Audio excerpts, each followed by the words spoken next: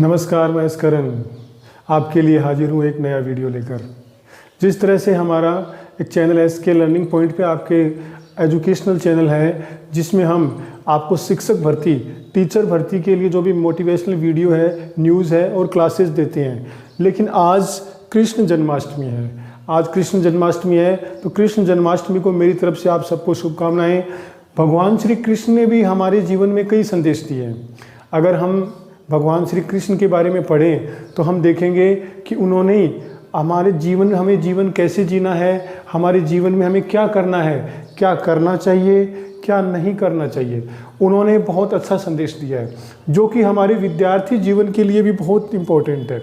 विद्यार्थी, हम एक विद्यार्थी की तरह ही है, क्योंकि अभी हम कंपटीशन की तैयारी कर रहे हैं और जब तक हमें अपनी मंजिल नहीं मिल जाती, जब तक हमें अपना टारगेट पूरा नहीं हो जाता, हमें एक विद्यार्थी जीवन ही जीना पड़ता है। और उसके लिए जो कुछ आवश्यक बातें हैं, जो भगवान श्री कृष्ण ने आज कृष्ण जन्माष्टमी के अवसर पर, मैं आपको कुछ उनके संदेश लेके आया हूँ आपके लिए, जो कि हमारे जीवन में और हमारे विद्यार्थी जीवन में बहुत ज़रूरी है। अगर हम इनका पालन करते हैं तो हम एक अच्छे टीचर नहीं, एक अच्छे इंसान, और समाज में भी हमारा एक बहुत अच्छा एक वर्चस्व होगा, एक सम्मान होगा। अगर आप ध्यान से देखिए, वैसे तो भगवान श्री कृष्ण ने बहुत संदेश दिए हैं।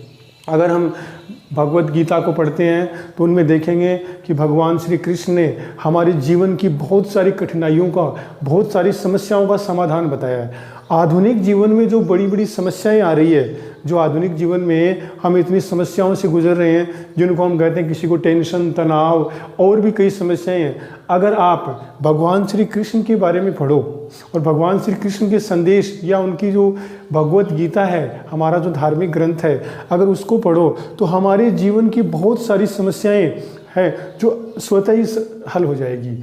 जिसे हम, जो समस्याएं हम खुद नहीं समझ पा रहे हैं कि समस्याएं क्यों आती है, वहाँ भगवान श्री कृष्ण ने, जैसे हम महाभारत को देखते हैं तो महाभारत में उन्हें अर्जुन को जो संदेश दिए थे, वो अर्जुन के थ्रू वो एक हम सब, एक मानव जाति को ही संदेश देना चाहते थे। तो ये हमारे विद्यार्थी जीवन के लिए जो हम तैयारी कर रहे हैं, और हमारा जीवन भी एक ब्रह्मचारी जीवन की तरह ही है, क्योंकि हमें भी बहुत कुछ त्याग करके ही एक हमें तैयारी करनी पड़ती है। बहुत कुछ हमें बलिदान करना पड़ता है, सेक्रीफाइस बहुत करना पड़ता है। क्यों? क्योंकि एक गवर्नमेंट जॉब या टीचर बनने के लिए हमें जितनी तैयारी करनी पड़ती है, जितनी मेहनत करनी पड़ती है, और बहुत संयम भी रखना पड़ता है। तो ये कुछ जो पॉइंट्स है, जो भगवान श्री कृष्ण की संदेश है, जो हमारे जो विद्यार्थी जीवन के लिए जो इम्पोर्टेंट है, जो हमारे विद्यार्थी जीवन में हमें अपनाने चाहिए, ये कुछ संदेश मैं आपके लिए लेकर आया हूँ, जो कि हम सब के लिए बहुत ज़रूरी है। और हमें, हमारे अंदर इनको पढ़ने के बाद पॉजिटिवनेस आएगा। जो हमारे मन के अंदर शंकाएँ रहती है, जो हमारे मन के अंदर कन्फ्यूजन चलता रहता है, उन सब का हमें बहुत पॉजिटिवनेस आएगा। और अगर हम इन संदेश को देखेंगे तो हम तैयारी करने में और एक नया जोश आएगा। तो जिस तरह से मैंने देखा है कि सबसे पहले भगवान श्री कृष्ण ने जो सबसे ज़्यादा महत्व दिया है, वो दिया है कर्म को महत्व है। उन्होंने कहा है कि हमारे जीवन में सबसे ज़्यादा इम्पोर्टेंट है कर्म। हमें अपने कर्म पे सबसे ज़्यादा ध्यान देना चाहिए। हमारा जो कर्म है, जो हम काम करते हैं और जिसका फल हमें आगे अच्छा ही मिलेगा। एक वो ये भी कहते हैं कि कर्म कर, फल की इच्छा मत कर। इसका मतलब ये था कि आप अपनी ईमानदारी से कर्म कीजिए। अगर आपका कर्म अच्छा है, पॉजिटिवनेस है, तो उनका फल 100% अच्छा आने की उम्मीद है। तो आप अगर इसमें देखें तो सबसे ज़्यादा जो भगवान कृष्ण ने जो इम्पोर्टेंस दिया है, वो कर्म को दिया है। कर्म ही उनके लिए सब कुछ था, और उन्होंने सभी मानव जाति या मनुष्य को कर्म करने के लिए कहा था। दूसरा है स्वयं का आकलन। यानी स्वयं का आकलन का मतलब ये है कि हमें बहुत सारे जो हमें होते हैं, हमें दूसरों की कमियां दिखती है, हमारी खुद की कमियां नहीं दिखती। यानी हम बहुत से जो होते हैं दूसरों में कमियां ढूंढते हैं। तो आप अगर स्वयं का आकलन कर लेंगे, यानी हम अपनी खुद की, क्या हम में बुराइयाँ हैं, क्या हम में अच्छाइयाँ हैं, क्या हम में कमियाँ हैं, क्या हम में खूबियाँ हैं। अगर हम खुद का आकलन करके कोई काम करेंगे तो हमें 100% सफलता मिलेगी। जैसे इसको हमारे विद्यार्थी हम कंपटीशन में ले सकते हैं, जिस तरह से हम कंपटीशन की तैयारी कर रहे हैं। अगर हम खुद की कमियां देख लें कि कहाँ कहाँ हम में कमियां हैं, किन चीज़ों में हमारा वीक पॉइंट है, कौन सी चीज़ें हैं जो हमें सफल होने से रोक रही है। यानी हम जब एग्ज़ाम देते हैं और एग्ज़ाम में 1-2 नंबर से या असफल हो जाते हैं, तो आप सबसे पहले स्वयं का आकलन कीजिए कि कौन सी चीज़ है, किस सब्जेक्ट, किस पॉइंट में मैं कमज़ोर रह रहा हूँ, ताकि आने वाली परीक्षा में आप क्या कर सकते हैं, उनकी कमी की भरपाई कर सकते हैं।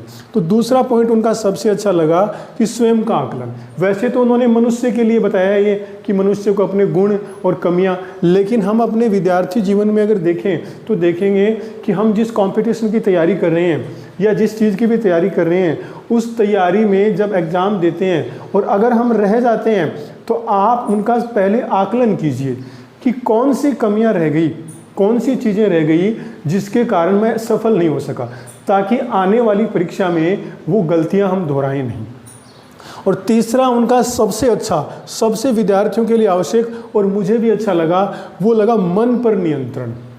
हमारा मन जो है वो कुछ क्षणों में ही बदलता रहता है, एक झटके में इधर से उधर, इधर से हम पढ़ाई करते हैं, पढ़ाई करते करते मन में पता नहीं कैसी कैसी बातें आने लग जाती है और हमारा ध्यान जो है, कॉन्सेंट्रेट है, वो पढ़ाई से हट जाता है। और मैंने देखा है बहुत से लोग तैयारी करते हैं, ठीक है, बुक तो सभी पढ़ते हैं, तैयारी सभी करते हैं, उसके बावजूद भी सेलेक्ट सारे नहीं होते। जैसे आप किसी क्लास का एग्जाम्पल लें, एक क्लास में 20 बच्चे हैं, आप 20 बच्चों को एक साथ बराबर पढ़ाते हैं, ठीक है, उसके बावजूद भी उन 20 बच्चों के बराबर नंबर नहीं आते, जबकि 20 बच्चे बराबर सुन रहे थे और उनको आपने होमवर्क भी दिया, लेकिन उसके बावजूद भी जब हम एग्ज़ाम लेते हैं तो उनके बराबर नंबर नहीं आते। और क्लास में एक चीज़ आपने देखी है, जब हम बच्चों को पढ़ाते हैं, कुछ बच्चे तो इतने ज़्यादा सिंसियर होते हैं, आपको कहने की भी ज़रूरत नहीं है, आराम से पढ़ते रहते हैं। कुछ बच्चे आपके कहने के बावजूद भी कंट्रोल में नहीं रहते। तो इसका मतलब है मन पर नियंत्रण। जिन्होंने अपने मन पे नियंत्रण कर लिया, यानी अपने इंद्रियों को वश में कर लिया, उस इंसान को सफल होने से कोई नहीं रोक सकता। हमारा मन ही है जो हमें बार बार किसी दूसरी चीज़ की तरफ, गलत चीज़ की तरफ ले जाता है। हमारा मन ही है जो हमें सही और गलत ले जाता है। अगर हमारे मन पे हमारा कंट्रोल नहीं रहा तो वो हमें गलत चीज़ों की तरफ ले जाएगा और हमारा दिमाग भटकता रहेगा। तो सबसे इम्पोर्टेंट मेरी नज़र में भी और सबसे अच्छा संदेश जो मुझे लगा, मन पर नियंत्रण। अगर आपने अपने मन पर नियंत्रण कर लिया और फुल कॉन्संट्रेट होकर एग्ज़ाम की तैयारी कर रहे हो तो आपको सफल होने से कोई नहीं रोक सकता। आपका मन पे नियंत्रण बहुत ज़्यादा ज़रूरी है। और उसके बाद है क्रोध पर काबू। गुस्सा आए तो शांत। क्रोध पर काबू का मतलब कभी कभार हमारे साथ ऐसा गलत होता है कि हम अपना नियंत्रण खो देते हैं और हमारा टेम्पर आउट ऑफ टेम्पर हो जाते हैं, जो कि बहुत गलत है। क्यों? क्योंकि अगर हम क्रोध करेंगे, क्रोध बुद्धि का विनाश करता है। यानी अगर हमारा मन पे नियंत्रण नहीं है और हमारे क्रोध आ रहा है तो हमारे वो बुद्धि का विनाश कर रहा है। और क्रोध में मनुष्य एक सही फैसला ले ही नहीं सकता। क्रोध करता है तो वो कोई सही फैसला नहीं ले सकता। जिसमें एग्जाम्पल हमारे कंपटीशन, मान लीजिए हम 3-4 महीनों से एग्ज़ाम की वेट कर रहे हैं कि विज्ञप्ति आएगी, लेकिन विज्ञप्ति नहीं आ रही, ठीक है। कभी कह रहे अगस्त में आएगी, कभी कह रहे सितंबर में, ऐसे आगे चलता जा रहा है। तो धीरे धीरे क्या होता है कि हमारा टेम्पर आउट हो जाता है और हम अपने आप में नियंत्रण और हमें क्रोध आ जाता है। तो जिससे हमें ही नुकसान है। क्यों? क्योंकि जो चीज़ हमारे हाथ में नहीं है उस पर सोचना और उसके बारे में भला बुरा कहना गलत है। हमारे हाथ में सिर्फ तैयारी है, हमारे हाथ में बुक है और हम पढ़ सकते हैं। एग्ज़ाम आगे हो सकती है, पीछे हो सकती है, 2 महीने आगे हो सकती है, कभी अगस्त कह रहे हैं, सितंबर हो सकते हैं। तो ये हमारे हाथ में नहीं है। हमारे हाथ में सिर्फ हमें अपने आप पे नियंत्रण करके, अपने क्रोध पर काबू करके अपनी तैयारी को जारी रखना है। उसके बाद है जीवन में स्पष्ट नज़रिया, यानी कंफ्यूज की स्थिति में तो रहना ही नहीं है। आपने एक बार डिसाइड कर लिया कि मैं 2nd ग्रेड की तैयारी कर रहा हूँ या 1st ग्रेड की तैयारी कर रहा हूँ या रीट की तैयारी कर रहा हूँ, तो उसमें फिर संशय नहीं, डाउट नहीं। इसमें ये नहीं है जैसे ज़्यादातर लोग हैं वो काम करने वाले हैं, ठीक है, हमारे पास जो जिम्मेदारियाँ भी बहुत है, तो हम कई बार ये जैसे डाउट में रहते हैं कि हमें तैयारी करें या नहीं करें। 1 महीने आपने थोड़ी बहुत बुक पढ़ी, फिर सोचते हैं नहीं यार अब एग्ज़ाम ही नहीं आ रही, अभी तो पता नहीं कब एग्ज़ाम होगी, कब रिजल्ट आएगा। अगर आप संशय की स्थिति में रहेंगे और जीवन में आपका स्पष्ट नज़रिया नहीं है तो आप सफल नहीं हो सकते।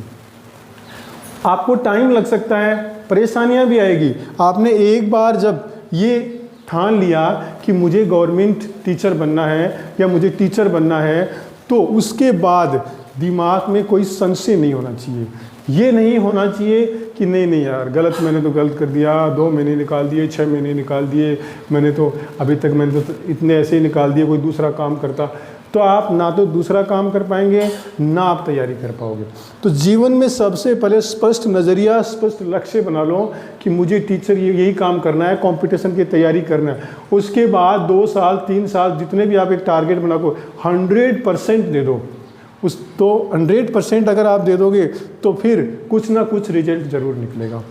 उसके बाद उनका जो निस्वार्थ कर्म, बिना स्वार्थ के कार्य करना, ये स्टेज कब आती है? जब आप सफल हो जाते हो, या मान लीजिए आप सफल हो गए, आप कंपटीशन में पास हो गए और आपको स्कूल भी मिल गई, तो उसके बाद आप जो काम करेंगे उसमें कोई स्वार्थ की भावना नहीं होनी चाहिए। क्योंकि टीचर जो होता है, शिक्षक होता है, वो एक समाज सेवक की तरह ही होता है। यानी वो उन बच्चों को शिक्षा देते हैं जो आगे आके एक दिन समाज का बहुत बड़ा हिस्सा बनेंगे।